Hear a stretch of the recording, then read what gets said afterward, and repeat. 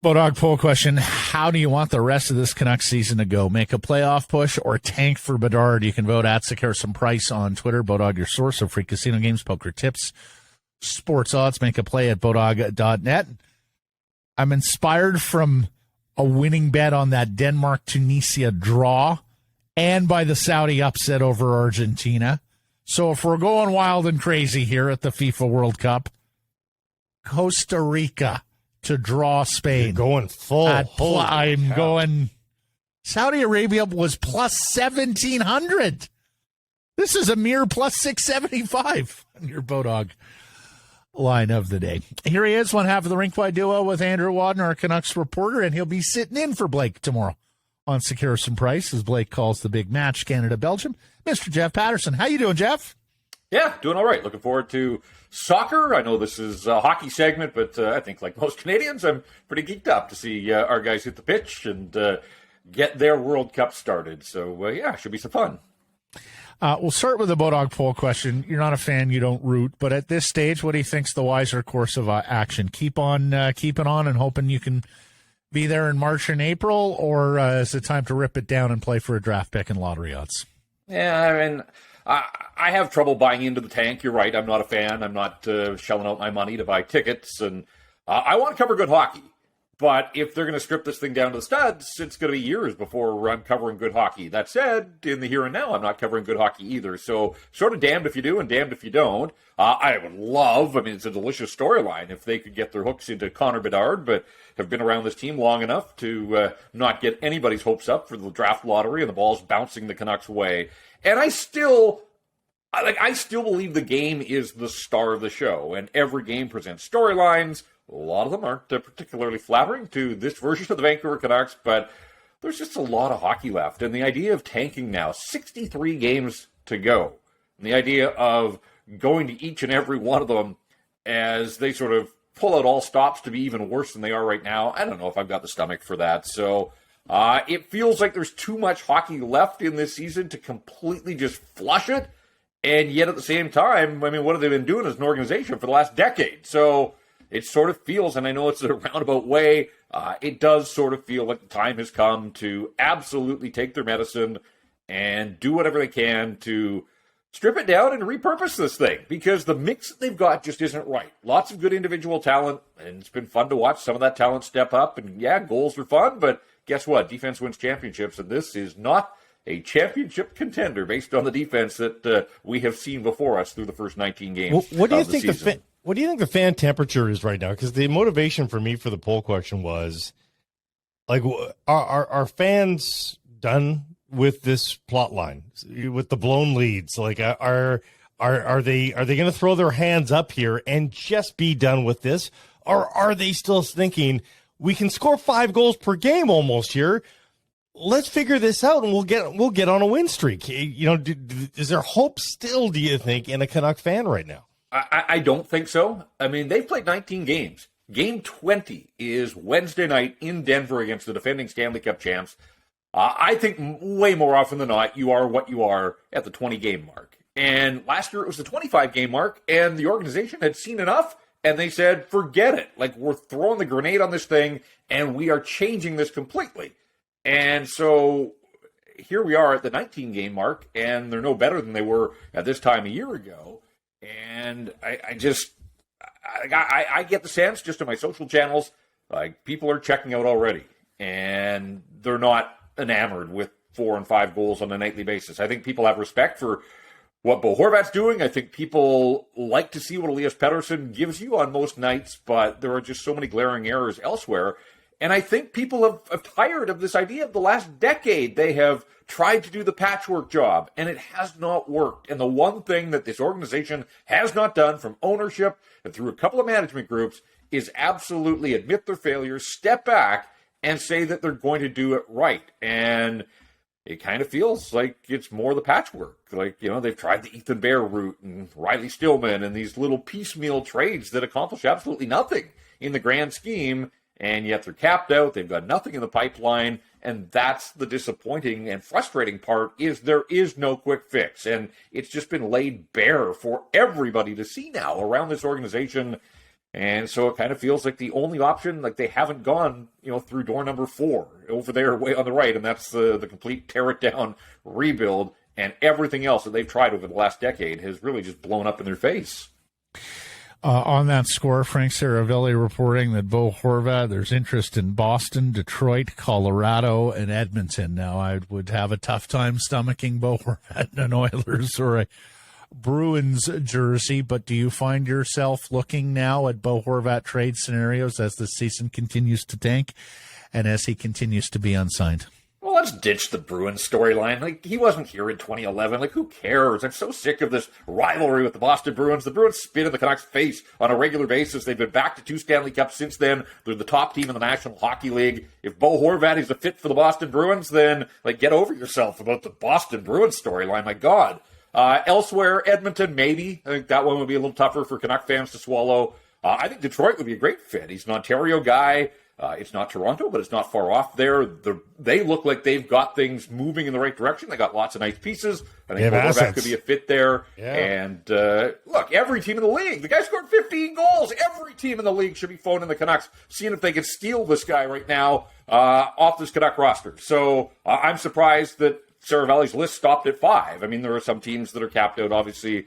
But, Colorado, I mean, if they've got designs on backing up their Stanley Cup, then why wouldn't they be interested in a guy that seems unstoppable right now? So, I don't know about you. I'd put Boston at the top of my list for Bo Horvat. Why not? They know what they're doing in Boston. They seem to build this thing the right way. Outside of Mitchell Miller, they do just about everything right, and it's a hell of a hockey club, and they look like they're gearing up for yet another trip to the Stanley Cup. And Horvat would be a nice fit there with the Bruins. If I had told you at any point in the last 5 years, Bo Horvat, captain of the Vancouver Canucks, would be without a contract a year before he's a UFA and would be effectively leading the NHL in goal scoring because, he's chasing Connor McDavid. He's chasing a god for all intents and purposes.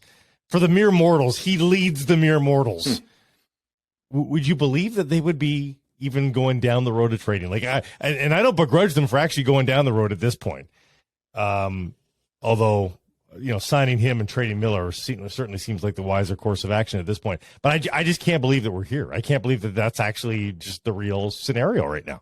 There's a lot that's hard to believe around this group. It's hard to believe that Bo Horvat's got 15 goals and is where he is in the league. It's hard to believe that Elias Paterson is doing it at both ends of the ice and is into double digits. They got 3 guys. Like Horvat, Miller, and Paterson all got 30-plus last year, and they're all on pace at the 20-game mark to get 40 this time around. Quinn Hughes, I don't think we're talking enough about Quinn Hughes and the offensive season he's having, and some of that's because Erik Karlsson's one-upped him already in the first quarter of the season. But from the defensive position, Quinn Hughes is doing these incredible things. The power play is lights out good. None of it matters. None of it matters if you're going to give up 4 and 5 goals on a nightly basis. And I was just looking at New Jersey. New Jersey's on this 13-game win streak. The Devils haven't given up more than 3 goals in a single game on this win streak. In that same time, the Canucks have given up 4 or more on 8 separate occasions. And so until they figure it out, until they get the personnel that it can defend, until they can get some saves and Thatcher Demko, of all those storylines you presented, that's great. The Demko one, as bad as he's been, might be the most incredible to wrap your head around. And there were no signs of that in the preseason. He actually had a pretty good preseason. And I remember doing a rink-wide post-game and saying, fast forward, let's go. He's ready. Let's get him to the games that matter. No more of this preseason nonsense. And then the season started, and the bottom has fallen out for Thatcher Demko. And so, there are just so many incredible storylines around this team. But it is pretty evident the St. Louis Blues have won 7 in a row. They've given up more than 3 goals in a game once in that win streak as well. This is just proof positive. It's there for all to see that, you can score all you want, but if you're giving up goals at the alarming rate that they are, none of it matters. None of it matters, and it's because of their porous defense and their lack of commitment to defense that they have 6 wins in 19 hockey games. Jeff, we did this as a poll question recently, so forgive me if we asked it to you on that day. I forget if you were guesting that day. But on Demko, are you beginning to believe that this will be a step-back season, that he'll never get back to the level that we saw last year all year? Are you beginning to think there might be something wrong with him physically? What accounts for Thatcher Demko being as poor as he has been this year, because I'll say this. I was of the camp that I saw Friday's game, and I was like, okay, I think Demko might be ready to launch here, and yet another step back. Yeah, in the first period, doesn't give up a goal, gives up the two quick ones in succession, but he made that incredible save off Mark Stone early in the third when it was 2-1, and I kind of thought the same thing. Like, this is a building block off what he did on Friday night, and so I don't think he's hurt. I mean, yeah, he had some procedure that we still don't fully know about, at the tail end of last season. But he had the offseason to work through it. He had a training camp. He had a preseason. We're 20 games into this thing now. If he was hurt, I think for his good, short and long term, they would have shut him down, or at least, told him that, until he's physically ready to go, that they just can't keep putting him in there. But they keep putting him in there. I think it's more mental. And then, the fourth goal last night, where he just compounds the problems by trying to play the puck himself. Like, he can't do that on a night when things are starting to spin away from them. Just stay in the net and stop the ones that come at you, but don't throw gasoline on this fire that's raging at Rogers Arena. We saw him get into it with Brendan Gallagher in Montreal. Like, we're starting to see some things that are a little uncharacteristic, and I do wonder if that's just more evidence of sort of how out of sorts he is with his game. Goaltending's finicky. We've seen this where guys have sort of burst on the scenes and then they take a step back. I hope for his sake that this is just a step back season, because on a $5 million ticket, like, I really believe that might have been the most value that the Canucks had locked up in a contract to start this season. And a guy that, got a Vezina vote last year and was right on the cusp of joining, or seemingly joining, this sort of elite level of goaltending. And he's just nowhere close right now. And, again, a night where Logan Thompson's been really good all season, but there were a couple of funky ones on him as well. They get 4, it should be enough, but again, this team is just so bad defensively. And I do think, as much as he's the last line of defense and we have high expectations for Thatcher Demko, I do think that the environment it's pretty clear that if you're just going to continue to welcome opponents into your zone the way the Canucks do, and nobody's going to take a man in front of the net. And that's where, like, the uncontested nature of the 3 goals in the third period, and really the fourth, the one that didn't count, the camera goal, was as bad as any of them in terms of just letting guys come right into that high danger area, and nobody wanted to do a thing about it. So, Spencer Martin's got some wins, but we've pointed out as well, like, in his wins, he gives up a bunch of goals as well. It's just that he's had the good fortune that the team has been able to outscore its opponents on those nights, but it's not like when Martin's in there, they're a different team in front of him. This is the team. They don't defend well, and as a result, the goaltenders aren't looking very good, and I think now this is the answer to this question of what would the Canucks look like with, middling goaltending? Well, we've seen it really for 19 games, and it hasn't been very pretty. Yeah, Bruce Boudreau's now at 89 points in 76 games behind the bench for the Vancouver Canucks. So you can see that amazing run. It has now been brought back down to earth. And, if this was the playoff push, he'd need to go, 4-2 the rest of the way to have a chance to make the playoffs? It's already been frittered away. The OEL redemption year last year, it has been proven to be a mirage.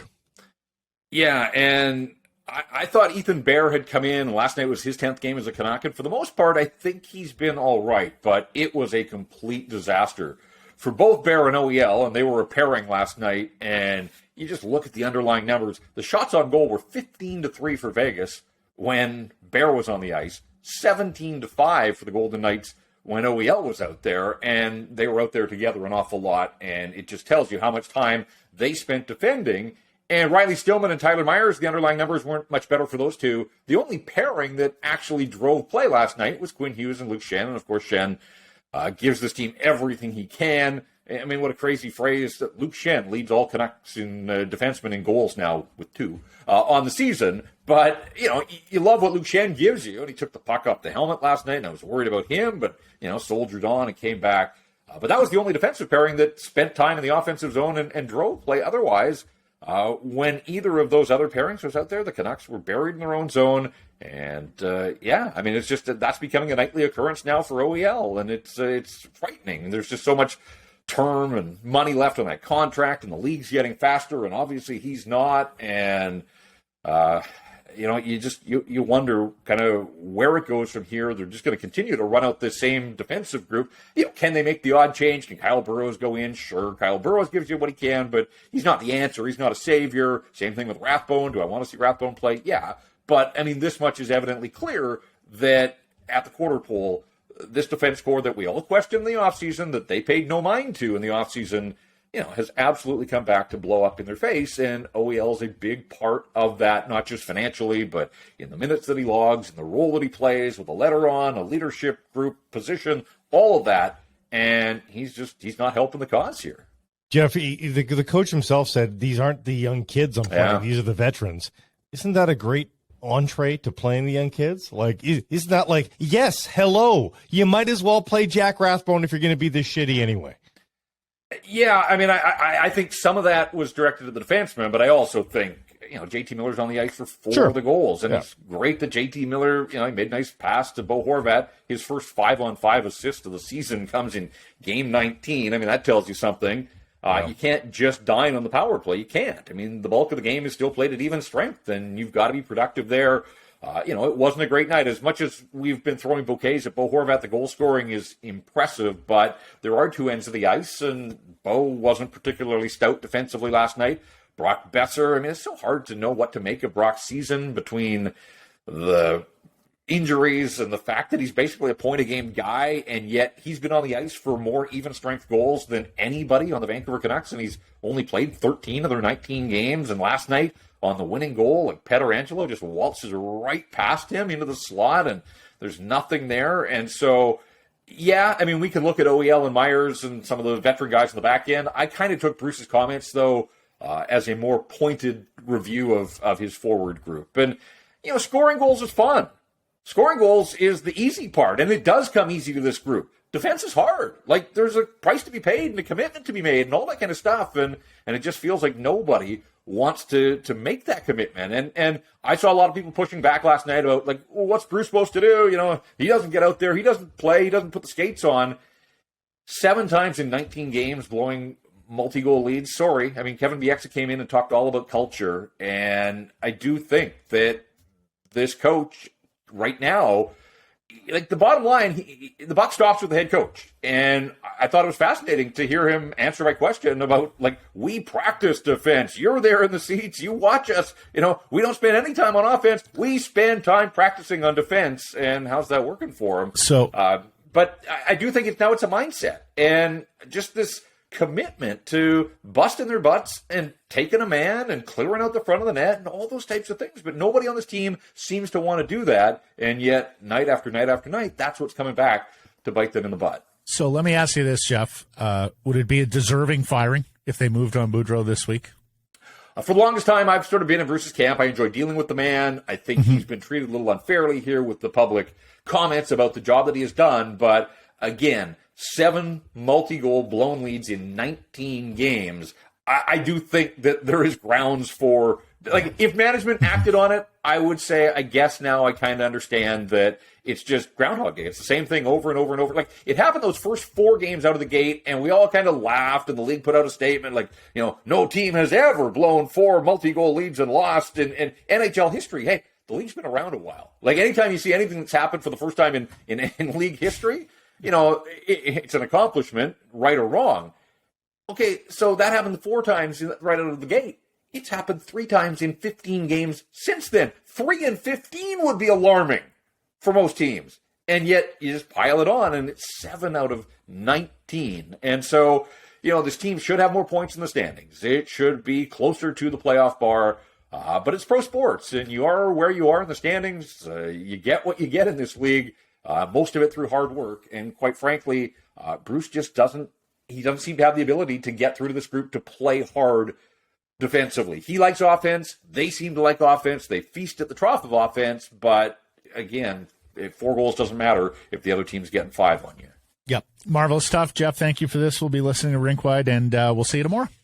Yes, you will.